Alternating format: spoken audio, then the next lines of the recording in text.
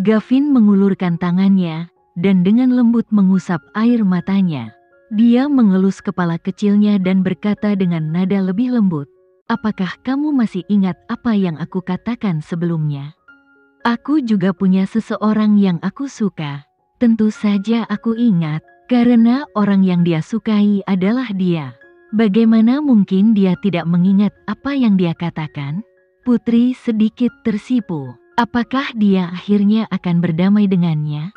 Berharap bahwa dia akan segera mengakui bahwa dia adalah kakaknya David, Putri menjadi begitu bersemangat dan gugup.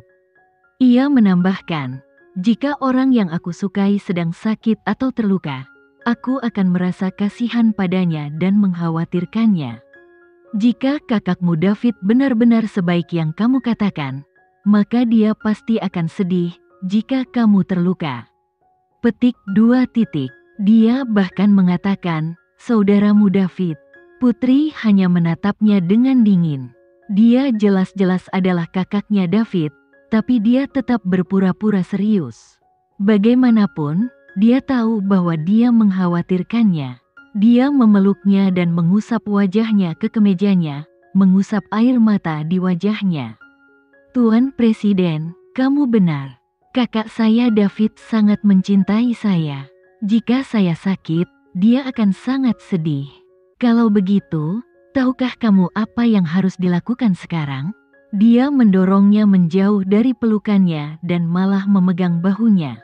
"Gadis kecil, saat kamu sendirian, kamu harus lebih menjaga dirimu sendiri. Jangan biarkan orang yang peduli padamu mengkhawatirkanmu, mengerti?" "Baiklah. Aku tahu, aku akan makan dengan baik dan menjaga diriku dengan baik. Aku tidak akan membiarkan kakakku David mengkhawatirkanku." Begitu dia selesai berbicara, dia tiba-tiba mendekatinya dan mencium wajahnya dengan bibir merah mudanya. Bibirnya lembut dan hangat, dan rasanya mirip dengan ciumannya saat dia masih muda. Saat bibirnya menyentuhnya, Gavin merasakan aliran darah mengalir deras di kepalanya. Dia ingin memeluknya dan menciumnya. Tapi, untungnya, dia mengendalikan dirinya dengan baik, dan segera menyadari bahwa dia bukanlah kakak David saat ini. Dia tidak bisa melakukan apapun yang dia ingin lakukan padanya. Ada yang tidak beres. Gavin tiba-tiba menyadari bahwa gadis ini sedang mencium pria yang bukan kakaknya David. Dia sedang mencium pria yang bukan kakaknya David. Gavin mengerutkan kening dan wajahnya menjadi gelap. Kecemburuan di hatinya sangat besar. Bagaimana dia bisa mencium pria yang bukan kakaknya David? Meskipun identitas aslinya adalah kakak David, dia belum tahu bahwa dia adalah kakak David dan dia menciumnya. "Gadis kecil, tahukah kamu siapa yang kamu cium?" Matanya tampak suram, dan dia tampak seperti akan memakannya. Tentu saja, dia mengedipkan matanya yang besar dan indah ke arahnya. Matanya memantulkan cahaya ruangan, dan dia tampak sangat cantik. Dia mencium kakaknya David. Apakah itu sesuatu yang tidak seharusnya dia lakukan? Siapa? Dia tiba-tiba mengangkat kepalanya. Dia ingin dia berhati-hati dengan tanggapannya. "Itu kamu." Betapapun buruknya penampilannya, dia tidak takut sama sekali, karena kakaknya David tidak akan pernah menyakitinya. "Siapa saya?" dia bertanya lagi.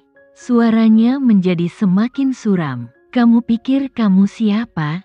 dia bertanya. Nada suaranya nakal namun manis, dan dia sama sekali tidak peduli dengan amarahnya. Dia memperingatkannya dengan suara yang dalam. "Gadis kecil, jawablah aku dengan benar, atau kamu tidak akan mampu menanggung konsekuensinya."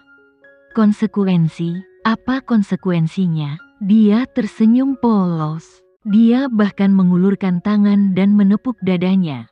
Melihat matanya yang semakin muram, Putri menjadi semakin bersemangat.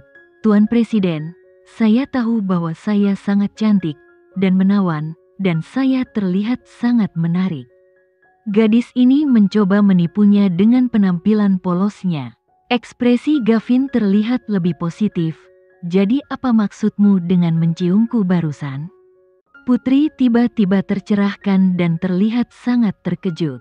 Tuan Presiden, saya sudah bilang bahwa saya tidak tertarik padamu. Tolong jangan terlalu memikirkan ciuman itu. Gavin tidak tahu bagaimana harus menanggapinya. Dia menciumnya, tapi dia bahkan mengatakan bahwa dia tidak tertarik padanya. Apakah dia harus tidur dengan laki-laki untuk menunjukkan ketertarikannya pada mereka? Ciuman tadi hanya untuk mengungkapkan rasa terima kasihku.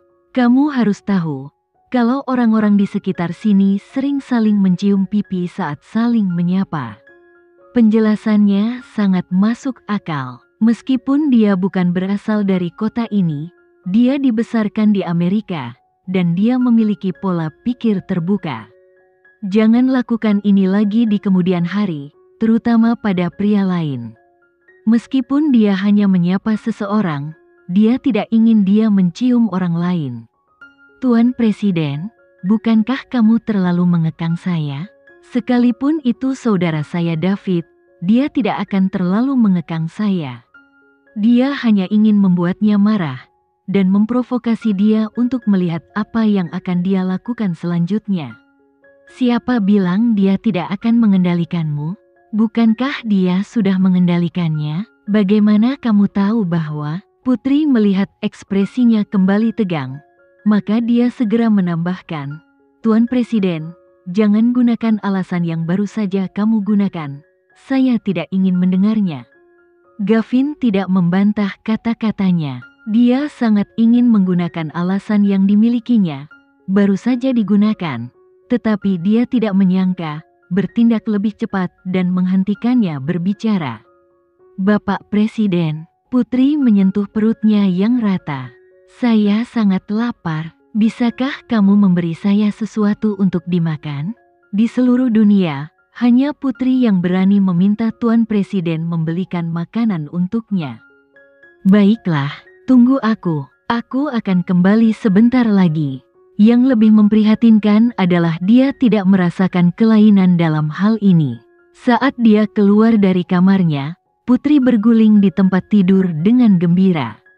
Kakak David sangat manis saat dia cemburu. Dia sangat menggemaskan, sehingga dia ingin lebih mengganggunya. Kakaknya David jelas-jelas adalah presiden negara itu. Namun, bagaimana dia bisa bersikap begitu menggemaskan? Dia sudah memberikan banyak sinyal. Tidak bisakah dia menebak bahwa dia sudah mengetahui bahwa dia adalah saudara laki-lakinya David? Jika bukan karena dia, mengapa dia pergi ke daerah bencana? Jika bukan karena dia tahu dia adalah saudara laki-lakinya David, dia tidak akan menciumnya. Kakaknya David sangat konyol, namun, meskipun dia adalah kakak David yang konyol, dia tetap sangat menyukainya.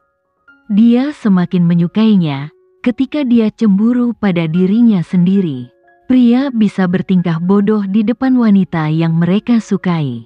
Ayahnya juga seperti itu. Suatu ketika ibunya sedang menonton TV, dia berkata bahwa pemeran utama di TV itu sangat tampan.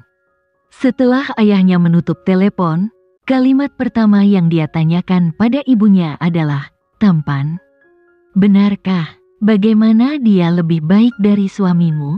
Ayahnya begitu fokus berbicara di telepon, tetapi ketika ibunya mengatakan hal seperti itu, dia ingin berdebat dengan ibunya.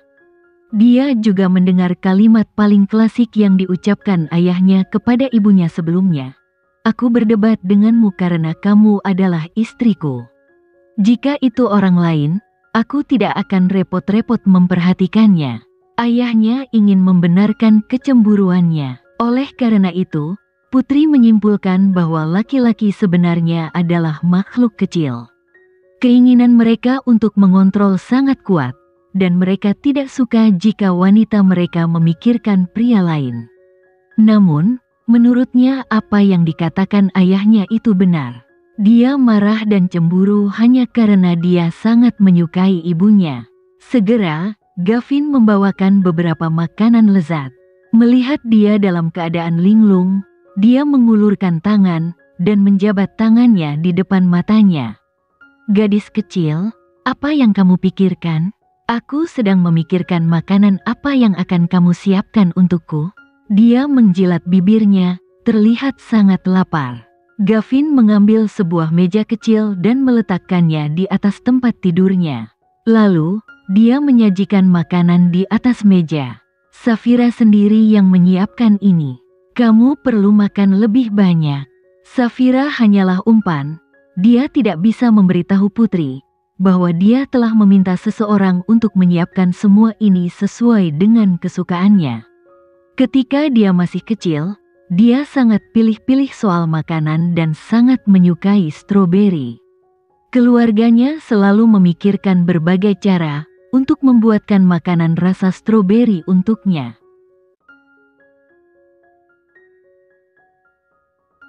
Sekian dulu ya video kali ini, kita lanjutkan lagi videonya di lain waktu. Oh iya, bagaimana menurut kalian? Semoga bisa sedikit menghibur kalian semua. Untuk teman-teman yang baru nonton, jangan lupa subscribe ya, hehehe. Dan kalau teman-teman ada yang ingin gabung langganan, bisa langsung gabung saja untuk dapat fitur yang menarik dan sedikit membantu Mimin. Terima kasih banyak sudah menonton, sampai jumpa lagi, bye.